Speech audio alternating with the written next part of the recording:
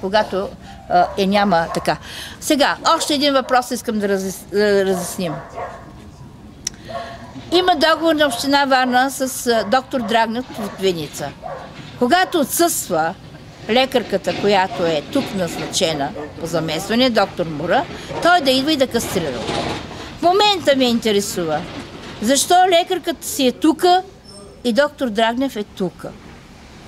Интересно е как се плаща и на единия, и на другия. В този момент.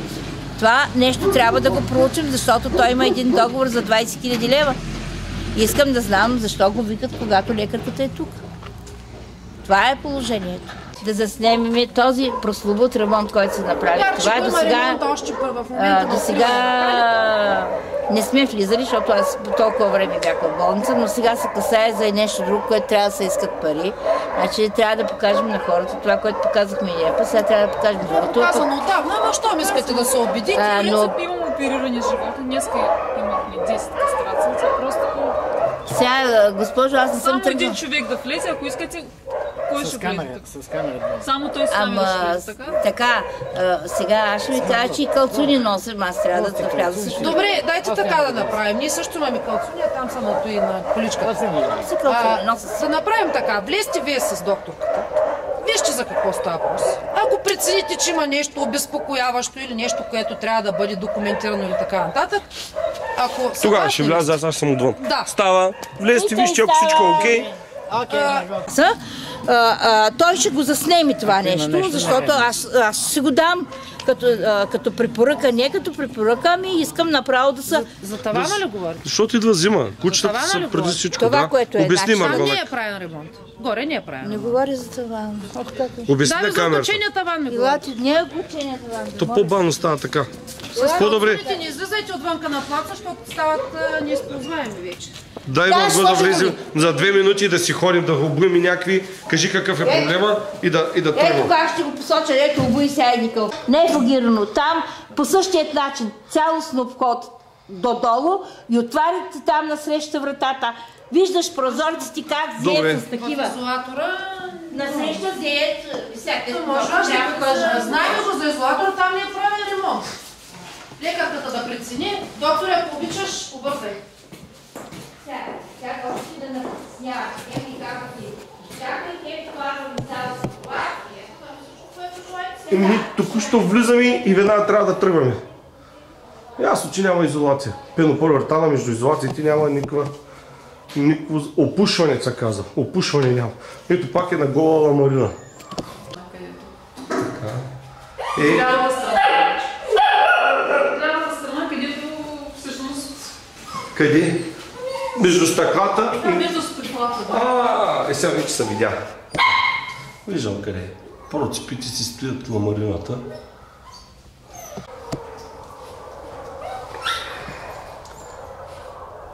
Това трябва да се опуши просто. И просто около вижда, че трябва да се опуши. Тази шахта за какво служи този? Той не трябва да се отваря, когато стане. Студено да се затваря и отваря. Той тук е винаги отворен.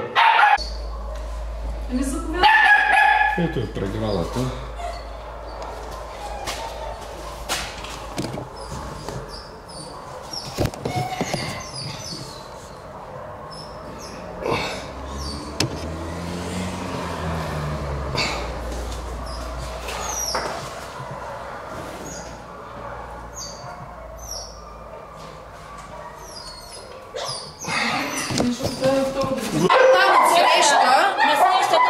Има предвид госпожа Атанасова, че вратата има пролука, не е... Пролуката, виж. Така, вратата не се затваря. Два вентилатора през зимата се въртят и вкарват студ в помещението. Прозорците... Зимата не е по друг начин трябва да бъде. Това нещо не може да се затвори. Виж го къде взе и погледни. Не са опушени. Така, чакай, виж ламарината как е изкъртена. Разбираш ли? Да. И това нещо зимата тук става легдел, като самите вентилаторите хвали и хвали прозорците, че изобщо не са оправени. Това са прозорци живоци на Вилка са хванати с пластини и с мъчурки. Няма друг механизъм, по който да бъдат хванати. Това не е ПВЦ програма. За изолация ще бъде направено. Добре сега. Виж тук. Погледни. Тук Зей, ма ти виж отзаде ти също Зей. Той не може ли да се опушат тия врати? Кога го казва? Тук става диматон бокс. Ма ти какво правиш, маниче? Але! Ма ти си цяло вече, бе, маниче. С обстоятелства такива ще бъдат хранени по-късно животни. Не могат да бъдат хранени по-късно, защото сега часа вече минава 3 часа. До сега всичко стоеше там. Говори лекарката ми се обърна да ми каже, че сутринта ги хранили. Не е вярно това, че са хранени сутринта. Аз мога да преценя и да видя фактически. Кое е по фекалиите, може да разберете дали е хранен сутринта или на обяд, така ли? Не. Кой ви казва за фекалите? Ние фекалите сме ги заснели. Как преценявате, че в момента, не са хранени животни? Факта, че всички купички са пълни с вода, се пълнят, много ми говори. Те хората си вършиха работата там, но нямаше как да продължат да я вършат. Аз лично им разпоредих да преустановят работа, докато се свърша с вас ангажимент. Те започнаха да вършат работа. Какъв е проблем? Когато ние дойдохме, тогава Почнаха да мият тогава. Писмено, ако желаете, и препоръките, които имате към нас. Ние сме звено. Директно го качваме. Значи Община Варна не е Фейсбук.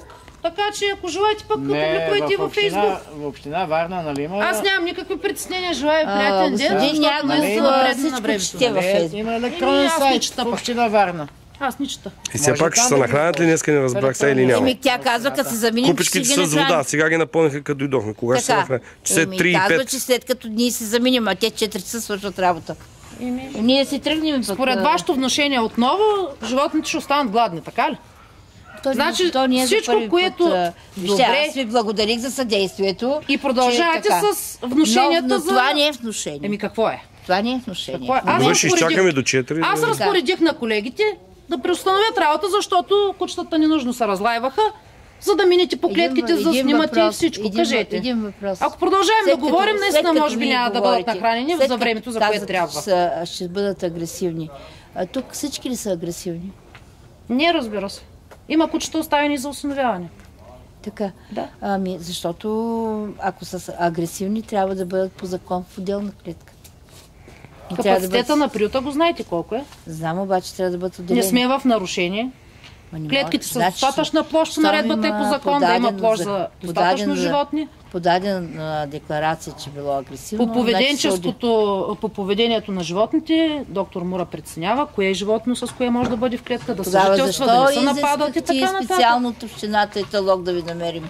И ние ви намерихме и плащам на човека да идва тук изведнъж, общината се обръща така. Не стоят точно така нещата. Направете справка въз основа на това, което твърдите, не стоят точно така нещата.